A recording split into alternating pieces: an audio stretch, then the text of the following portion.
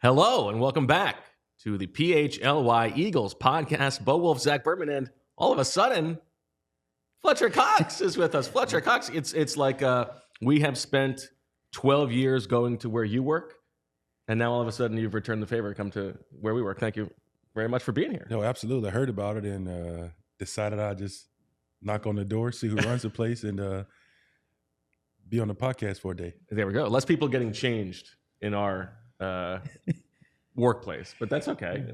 Yeah, way less people getting changed in here. It's always funny to hear everyone's opinion about that, but it is different to see, be here and see where you guys actually work at your workspace and Peter enjoy. So let's kick it off. Well, we are excited to talk to you, and Zach and I were talking about this. Like, it's weird. We've both got two kids. Like, we've known you for 12 years. We've known you longer than we've known our kids. And it's this weird, workplace acquaintance relationship. I know Zach never stops talking about his trip to Yazoo City. He went to, what is it, PHLY? PHLY, yeah, that's right. Yeah, Cajun Mudbugs. That's right, Cajun Mudbugs, baby. Right there in little town Yazoo City, Mississippi. It's great. And it's you are 12 years into your career, one of the best Eagles of all time. And we're just happy to sort of unpack this stuff with you a little bit. I'm happy to be here. So got the suitcase open, ready to unpack, and here we go. Happy to be here. Surprise guest here today. Don't really need an introduction. I guess what's different for you now versus the beginning of your career? Before we started recording, we were sort of talking about like the Tuesday routine, what you have to do for your body. Like, how much more do you have to do than you used to have to do? I mean, usually when I was a Wrigley a long time ago, I could just kind of wake up out of the bed and go. Just play a game and feel good the next few days, and that felt great. But, after playing so long and, your body just taking so many reps and, just become like you have to kind of invest in your body a lot because it's rolling out of bed and going to play days are kind of over.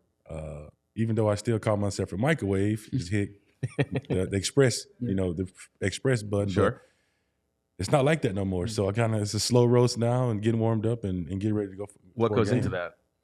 Just a constant, staying consistent, staying consistent with how I treat my body recovery wise. If I got at this point in my career, any little nagging, something that's nagging, I don't want it to be too big. I just kind of live in the training room and take care of it. And just the post practice, the post game stuff that I kind of massages and making sure that I'm on top of stuff. On that note, we talked about the 12 years.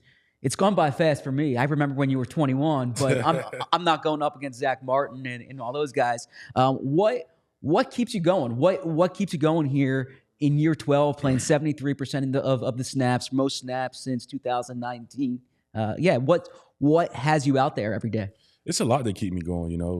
I talk about it a lot. The one to do it, and the drive that keeps me. Wanting to do it is, being there, being a good teammate, being a good leader. And, obviously I played a lot this year, 70-some% of the snaps. And, we've had some guys down. So I got to step up and play a little bit more role than what I normally do. So I've been enjoying it. We had some, like I said, had some guys down. I even had some guys go down last week and, just put a couple more reps on me. But, I take full advantage of it. And I think I'm later in the season, it's going to get a lot easier. Those reps will go down where then, I could really take off, with the end of the season. Now, it feels to me like, you have been playing very well this season. Do you feel like this has been one of your best years in recent memory? It has been. And, I was talking to I think it was my cousin or, somebody the other day, and it was like, man, like you look young again. And I tell him, I said, I might look young, but I don't feel that way. But I think the biggest thing is what really driving me is those young guys, Jordan and Jalen and Milton and, Ojomo and, Marlon and, all those guys is really, that's what's driving me, because the most important thing is they're so young and they don't really know. And my favorite part is I never hear them complain. And when I don't hear them complain about nothing, this makes me like, yeah, these are guys I really want to play with. Now, that was once you. What Jalen Carter is now, that was you in 2012 as the first-round pick, all the hype. What are you telling him now about your experience? And I know you were in his ear throughout the summer trying to make sure that he was ready to go? Just being a pro, and that may sound, cliche or generic, is just trying to teach him how to be a pro. Try to teach him, how to respect the game, what really goes into the game of football, and, how to prepare. And I think that's the biggest thing. And, he's a stud.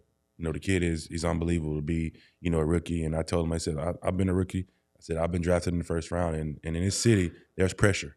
No matter, how you put it, there's pressure. And the city, they just want you to do good. And I just keep explaining it to him every single day. And he's just taking it on. And I see it grow every single day. In terms of player development, because you've got all those young guys you're talking about, in terms of like how guys get better, I feel like that a lot of the time that credit goes to the coaches, right? But I think you have seen over the course of your career like the importance of player-led progression, and you working with those guys. Like, do you think that we don't give enough credit to the player's role in getting other players better? Absolutely. I believe in that. I think that the thing about it is with a lot of our young guys, especially Jalen and Jordan, I let Coach Rock, I let him give him the tough love, and when I mean the tough love, get on him, correct him, and then that's when I come behind him and say, you see, like the things that he's telling you is right. And sometimes it coming from player to player, the player can understand it more. Right. And then, coming from the coach, well, it's the tough love about it. And that's the thing that we all need, right? We need the tough love, and then we need somebody to come behind and say, hey, listen, you take this step, take that step, it'll be that, you get to the quarterback that much quicker. Is that the kind of thing where like you and Coach Rock talk about that? Like he's like, all right, I'm going to come hard, you come in nice on the other side, or it's like you just know? I just know.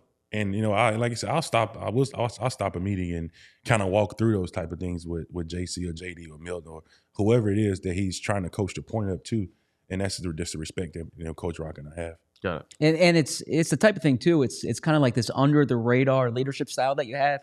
The Eagles have had a lot of leaders here during the past decade, and your style is unique to you, and it probably doesn't get enough attention like from us in the media. What do you do behind the scenes that people don't know about? It's the way that I practice. I practice hard, and I drill hard. Individual is where you perfect your stuff at. And that stuff carries over the team, but I express to the entire group that this is where we get better at. Individual. This is where you get in shape at in practice. Running to the ball, doing those type of things, and it's really funny doing training camp. A lot of young guys would come up to me and even, man, you really be running. I said, this is where it all happens right now. I said, we can't wait October to November to get in shape. I said, we have to do it right now. And so who did you learn that from?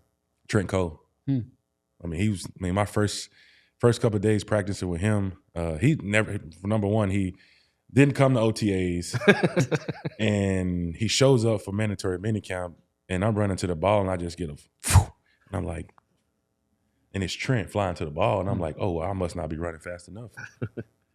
And that right there really opened my eyes to know me. I thought I was working hard, but this guy, he's been around a while. He know what it takes. I need to follow him.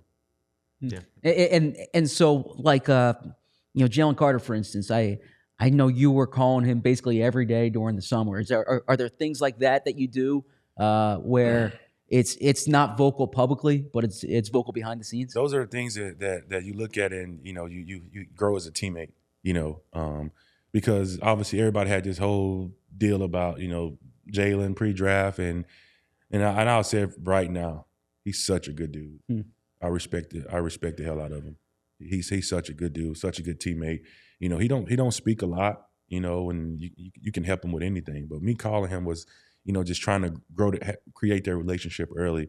Even though obviously, I come to a few, off-season deals, and he was there a couple of times, and I was there, and we talk and talk ball, talk life, and I told him, hey, make sure you stay in shape when you come back for training camp. The thing that people always talk about with Jalen now and with you is just how strong you guys are, and I think there's something very cool about being like the closest player to the ball, and you're just like the strongest player on the field, and you're owning it. But do you feel like because that's all everybody talks about, you don't get enough credit for like the craft of the position that you have? You just the craft is the craft. You some get the credit, some don't, right? But you don't really worry about what. I don't really worry about what people say or think about what we're doing or what I'm doing. All I want to do is I want to be there for the guy next to me. Be each side, and I think to me, I think that's all that matters. what was the term Jason Witten used? Man dog, I think he said. But speaking of that, it's Dallas week here. You've had a lot of big games against Dallas. What's your most vivid memory against the Cowboys in your career? Oh man, I had a couple. I've had a couple, but I think the one of the best memories was when Chip was here. It was in Dallas, and Brandon Boykin called game on a pick late in the game to win the game, and I think that our sideline went crazy when that happened. But it's always fun and challenging when you play them. They know us, we know them. Is there like a nod before like the first snap, you and Zach Martin again, like here we go again, like all right, like this is like the 20th right? time we're playing against each other. Like it's respect. We've played each other a lot. Yeah. I think this is his 10th year, so that would be. I mean, I don't know if there have been missed games in there, but it's about 20 times. Yeah, we've played each other a lot, so it's like mano a mano is like bring it on and we'll talk after the game. Okay. It's one of them things. Like we got our respect thing. We'll walk out to the coin toss, and we'll talk, and we both will go. Well, here we go. Right. And it's always. And I always look forward to that though, because he's one of the best guards in football, and I still think I'm one of the best D tackles in football, and it's gonna be fun getting after it. In the media guide, it says that I think you answered Tyron Smith's the toughest player you've ever gone against. Is that the case? When I was playing on the but was when in that defense, I was on that side at the time. Okay. I never really had a chance to go against him, Zach a whole lot when I was playing on the right side of the defense. But that's just probably changed. I think I got a lot of respect for Zach, and we have our battles. The last one that I want to ask you about, because we got such a kick out of it, was the Phillies celebration that you went down on. I know that you've talked about it a little bit, but like, did you really just sort of talk yourself in and just like, I'm Fletcher Cox, I'm going in there now? Man, I kind of found my way in there. Let's just say that. And at what point, like during the game, you're like, I'm going to go down there? No, it was no point during the game. I was going in there. They won the game. I'm going in there. Like, I asked a guy, like, how do you get to the clubhouse? And he goes, go this there. And I was like, yeah, take me that way. So I get there, and the guard was at the door, and I was like, hey, I need to get in there. He was like, okay. So I was like, went in there for a few minutes and realized I, kind of celebrate with them for a minute, and I needed to get out of there before I got in trouble. So, how long did it take you to get the champagne out of your beard?